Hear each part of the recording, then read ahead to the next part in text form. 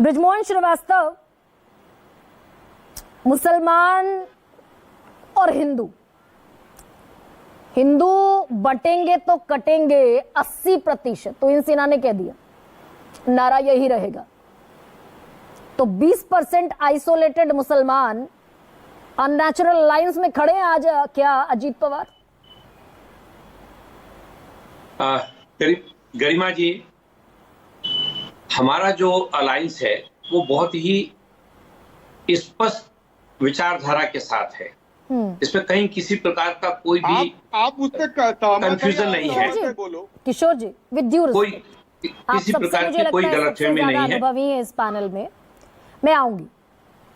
हम लोगों ने जब एनडीए गठबंधन में हमारी पार्टी को जोड़ा था, उस समय हमें बेहतर तरीके से मालूम था कि इस गठबंधन की जो मुख्य पार्टी है उसकी क्या विचारधारा है। उसके उपरांत भी हम लोगों ने उनके साथ अपना गठबंधन बनाया।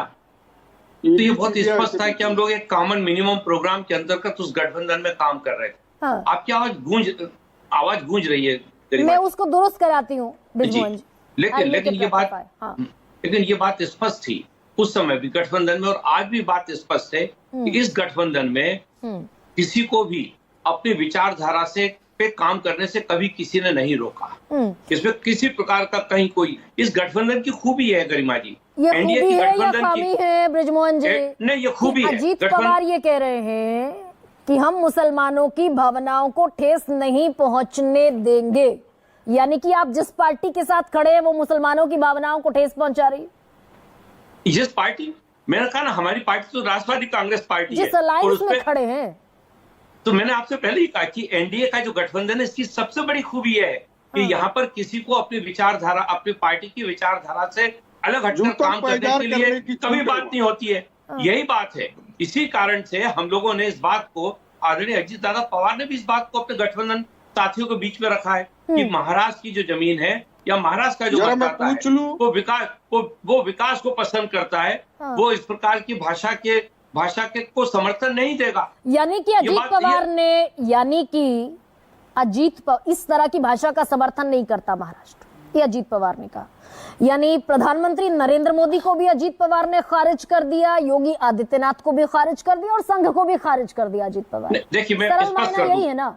नहीं, आदरणीय नरेंद्र मोदी जी ने जो कहा, वो देश के प्रधानमंत्री है, जब वो कोई बात कहते हैं तो उनका बहुत व्यापक उसका अर्थ होता है। वो पूरे विश्व के लिए बात करते हैं। उनकी भूमिका खाली भारत तक सीमित नहीं है। जब वो कहते हैं एक है, हम एक होना चाहिए हमें, तो उसके पीछे उनका स्पष्ट मत है कि अगर विश्व में हमको अपनी ताकत को बनाए रखना है, हम सब लोगों को एक होना चाहिए, पूरे देशवासियों के लिए। उन्होंने हिंदू शब्द उन्होंने हिंदू शब्द का कहीं उपयोग नहीं किया। उन्होंने देश के लोगों के लिए कहा है, बिल्कुल उपयोग किया है। बता देती हूँ, कांग्रेस जानती है हिंदू जितना बटेगा उतना फायदा होगा।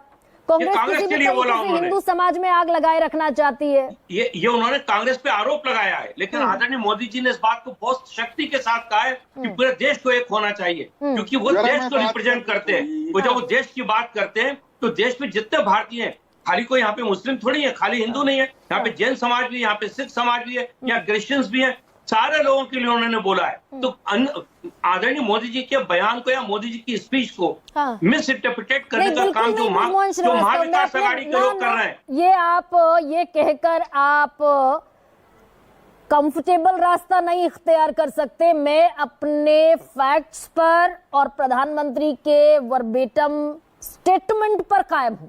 गरिमा जी, लगातार प्रधानमंत्री नरेंद्र मोदी, योगी आदित्यनाथ, गिरिराज सिंह, हिमंता बिस्वा शर्मा, ये सब हिंदुओं को एकजुट रखने की बात कर रहे हैं। मुसलमान किसी स्पीच में नहीं है। दिखा दीजिए आप।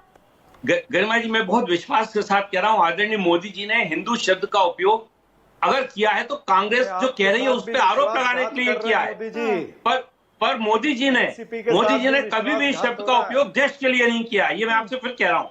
और आदरणीय नरेंद्र मोदी जी बहुत ही परिपक्व राजनेता हैं। वो देश के प्रधानमंत्री हैं। वो तीसरी बार उन्होंने शपथ ली है, तो वो जब भी बात कहते हैं तो पूरे विश्व के लिए बात कहते हैं कि हमारे भारत को, अगर हमारा भारत एक रहेगा तो विश्व में हमारी शक्ति में इजाफा होगा।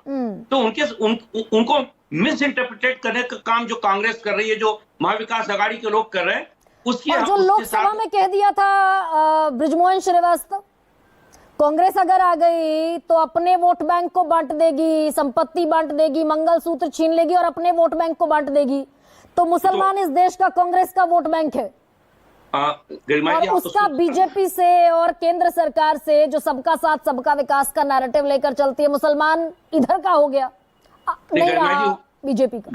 गरिमा जी, आदरणीय मोदी जी ने जब इस बात को कहा था तो वहां विदेश से आदरणीय सैम पित्रोदा साहब ने इस मुद्दे को उठाया था। उसका जवाब उन्होंने दिया था। देखिए, हमारी खुद की बात कहना और किसी ने अगर कोई बात की है उसको संदर्भित करके कोई बात कहना, इन दोनों चीजों में फर्क है। आदरणीय मोदी जी ने उस समय उनके बयान के ऊपर अपनी प्रतिक्रिया व्यक्त की थी कि इस बयान का मतलब क्या निकलेगा, क्या मतलब निकलता है। कभी भी आदरणीय मोदी जी ने इस बात को नहीं छेड़ा है, नहीं कहा है।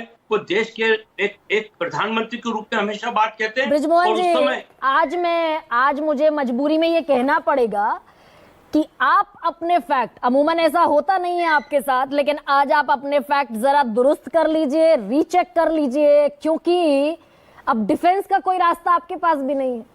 मजबूरी है आपकी पॉलिटिकल। मेरे पास ये पूरी फहरिस्त है जिसमें खूब हिंदू मुसलमान वर्टिकल डिवीजन दिख रहा है। अब ऐसे में गुलाब चंद दुबे जी, गरिमा जी थोड़ा सा समय दे दीजिए। मैं सिर्फ इतनी बात कहना चाहता हूँ, राष्ट्रवादी कांग्रेस पार्टी इस मामले में बहुत ही स्पष्टता के साथ है। हम देश के हर नागरिक को सिर्फ एक नागरिक के रूप में उसका मूल्यांकन करते हैं।